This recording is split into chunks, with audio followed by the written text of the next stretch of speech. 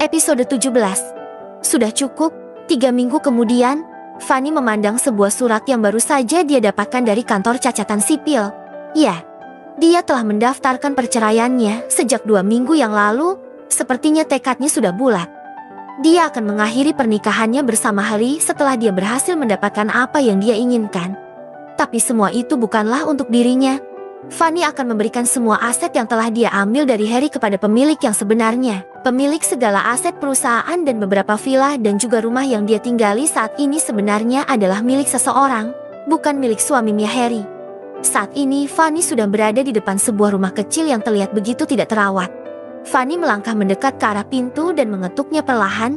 Ceklek, seorang pria parubaya dengan memakai tongkat untuk menyangga lengannya terlihat terkejut dengan kehadiran Fanny. "Nak, ada apa kamu kemari?" tanya pria yang sudah terlihat keriput di sekitar matanya itu. "Tuan Atkinson, apa kabar?" Sapa Fanny tersenyum ramah. "Ada masalah apa lagi? Apakah anak tidak tahu diri itu akan mengambil rumah ini juga? Apa Harry yang menyuruhmu ke sini?" tanya pria itu sedikit emosi. "Tuan Atkinson, bolehkah saya masuk ke dalam? Ada yang ingin saya bicarakan pada Anda." Pria yang bernama Atkinson itu terlihat mengamati penuh selidik, seakan merasa waspada dengan kehadiran Fanny yang diketahui istri dari putranya itu. Ya, pria parubaya itu adalah papa dari Harry, bukan papa kandungnya, melainkan papa tiri yang telah membesarkan Harry. "Saya hanya ingin mengatakan pada Anda bahwa saya lebih mempercayai Anda daripada suami saya." "Papa?" Tuan Atkinson sedikit terkejut mendengar Fanny memanggilnya papa, karena selama ini dia hanya dianggap gembel oleh Harry. Segala macam fitnah yang ditunjukkan padanya berhasil membuat Fanny juga ikut membencinya. "Fanny, apakah kamu percaya bahwa aku bukanlah orang yang telah membunuh Mama Harry?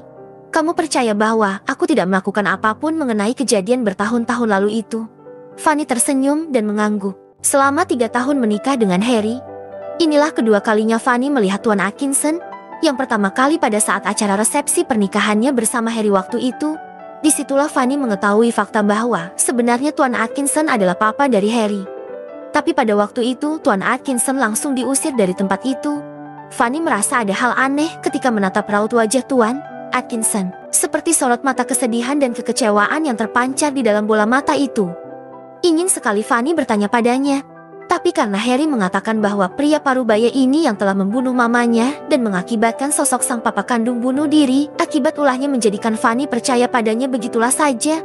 Setelah mendapat apa yang dia rebut kembali dari Harry, Fanny akan mengembalikan pada Tuan Atkinson, pemilik seluruh asetnya. "Terima kasih nak, semua ini berkat dirimu. Aku doakan mudah-mudahan kebahagiaan akan selalu menyertaimu." Fanny tersenyum dan memeluk pria yang ternyata hatinya sangat baik dan lembut itu. "Ternyata Anda orang yang sangat baik. Beraninya Harry memfitnah Anda Tuan Atkinson." Batin Fanny menatap pria paru itu. Keesokan harinya, Yolanda berjalan dengan malas tanpa gairah hidup. Wanita itu baru saja mencari pekerjaan, tapi hari ini dia juga tidak mendapatkan satu pekerjaan apapun sama seperti hari kemarin. Wanita berambut coklat itu masuk ke dalam apartemen dan ingin segera membersihkan diri. Tapi pada saat wanita cantik itu mau membuka pintu kamar, dia merasa ada hal aneh di samping belakang tubuhnya. Yolanda pun menoleh dan sangat terkejut ketika ada seorang wanita berada di dalam apartemennya dan duduk manis sambil menyilangkan kaki. "Fanny, sedang apa kamu di sini?" seru Yolanda. Fanny tersenyum dan memberikan sebuah surat kepada Yolanda. "Surat penyitaan?" Yolanda terkejut. Sebuah surat penyitaan apartemen asli yang diberikan oleh Fanny kepada wanita itu. Yolanda tidak percaya dengan apa yang dia hadapi saat ini. Sepertinya keresahannya yang dia rasakan selama ini akhirnya terjadi. Fanny mengetahui bahwa apartemen itu adalah milik Harry. "Mulai hari ini, kamu harus segera keluar dari apartemen ini.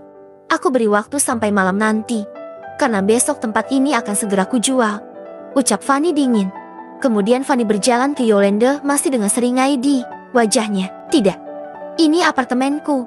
Kamu tidak bisa mengusirku, Fanny." Yolanda berusaha mengusir Fanny dengan cara mendorongnya. "Pergi, kamu tidak berhak untuk mengusirku karena ini adalah apartemenku." Fanny tidak menanggapi teriakan Yolanda. Dia tidak akan terpancing emosi karena sikap gila wanita ini.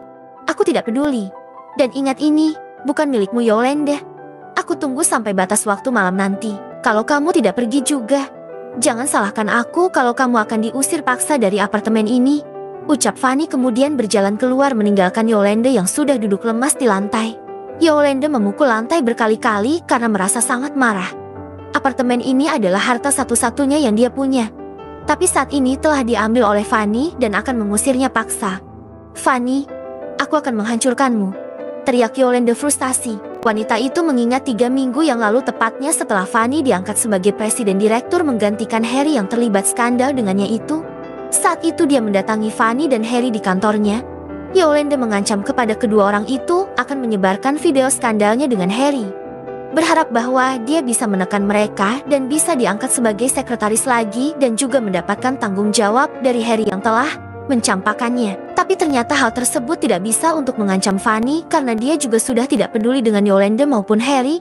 "Ah, kakak-kakak, kenapa semuanya menjadi seperti ini?"